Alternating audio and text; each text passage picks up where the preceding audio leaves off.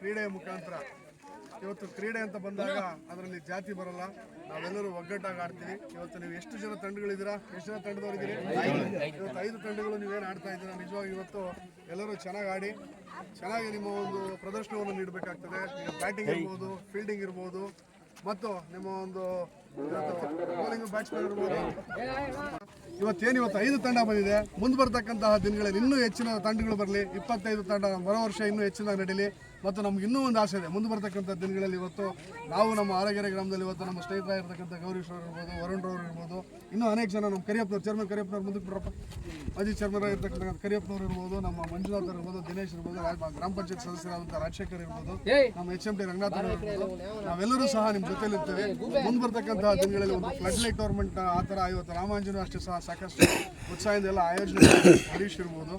ಮುಂದೆ ಬರ್ತಕ್ಕಂತಹ ದಿನಗಳಲ್ಲಿ ಏನು ಇವತ್ತು ಈ ಒಂದು ಟೆನ್ನಿಸ್ ಒಂದು ಟೂರ್ನಮೆಂಟ್ ಏನಿದೆ ಇದೇ ರೀತಿ ಇನ್ನೂ ಹೆಚ್ಚಿನದಾಗಿ ನಡೀಲಿ.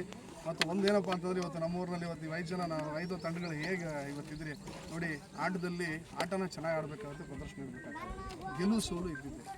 ಈಗ ಯಾರೇ ಗೆಲ್ಲಿ ಯಾರೇ ಸೋಲಿ ಅದನ್ನು ಯಾರು ನಾವು ಸಖತ್ ಸ್ಪೋರ್ಟಿವ್ ಆಗಿ ತಗೋಬೇಕಾಗ್ತದೆ, ಒಂದು ಸ್ಪಿರಿಟ್. ಯಾಕಪ್ಪ ಅಂತಂದರೆ ನಮ್ಮ ದೇಶದಲ್ಲಿ ಕ್ರಿಕೆಟ್ ಅಂತ ಹೇಳಿದ್ರೆ ಅದೊಂದು ಇಟ್ಸ್ ಏನು ಹೇಳ್ತಾರೆ, ಅದೊಂದು ಆಚರಣೆ. ಅದು ಇಟ್ಸ್ ಅನ್ ಎಮೋಷನ್ ಗೇಮ್ ಅನ್ನೋದಕ್ಕಿಂತ ಅದೊಂದು ಆಚರಣೆ.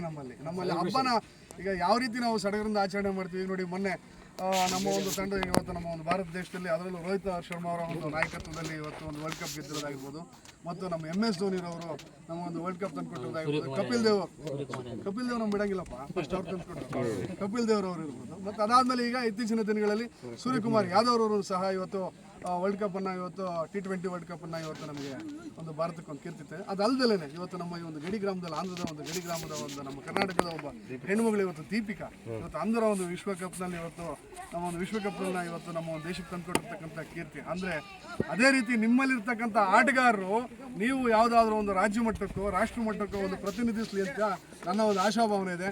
ಇದನ್ನು ನೀವು ಬರೀ ಒಂದು ಟೂರ್ನಮೆಂಟ್ ಮಾಡಿ ಸುಮ್ಮನೆ ಆಗ್ತಕ್ಕಂಥದ್ದಲ್ಲ, ನಿಮ್ಮಲ್ಲಿ ಒಂದು ಏನಿದೆ ಒಂದು ಕ್ಲಬ್ ಅಂತ ಮಾಡ್ಕೊಳ್ಳಿ. ಮುಂದೆ ಬರ್ತಕ್ಕಂಥ ದಿನಗಳಲ್ಲಿ ನಮ್ಮಲ್ಲಿರ್ತಕ್ಕಂಥ ಒಂದು ಮುಖಂಡರು ಆ ಕ್ಲಬ್ಗೆ ಸದಸ್ಯರನ್ನ ತಗೊಳ್ಳಿ.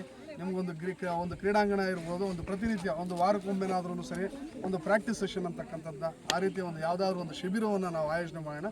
ಮತ್ತು ಯಾರು ಇವತ್ತು ನಮ್ಮ ಒಂದು ಕ್ರಿಕೆಟ್ ರಂಗದಲ್ಲಿ ಇವತ್ತು ಯಾರು ಹೆಚ್ಚಿನದಾಗಿ ಸಾಧನೆ ಮಾಡಿದರೆ ಅಂಥವ್ರು ಯಾರಾದರೂ ಒಂದು ಕರೆಸೋವಂಥ ಒಂದು ಪ್ರಯತ್ನವೂ ಮಾಡೋಣ ಮಾಡಿ. ಒಂದು ಈಗ ಹೆಂಗೂ ಬೇಸಿಗೆ ರಜೆ ಬಂದಿದೆ, ಒಂದು ಲೆದರ್ ಬಾಲ್ ಶಿಬಿರವನ್ನು ಯಾರಾದರೂ ಆಯೋಜನೆ ಮಾಡೋದಾದ್ರೆ ನಿಮ್ಮಂತ ಇವ್ರು ಯಾರು ಮುಂದೆ ಬಂದು ಒಂದು ಜವಾಬ್ದಾರಿ ತಗೊಂಡು ಮಾಡಿದ್ರೆ ಖಂಡಿತವಾಗಿ ನಾವು ಅದಕ್ಕೆ ಏನು ಬೇಕಾಗುತ್ತೋ ಅದಕ್ಕೆ ಒಂದು ಸಹಾಯವನ್ನು ಸಹ ನಾವು ಮಾಡ್ತೇವೆ.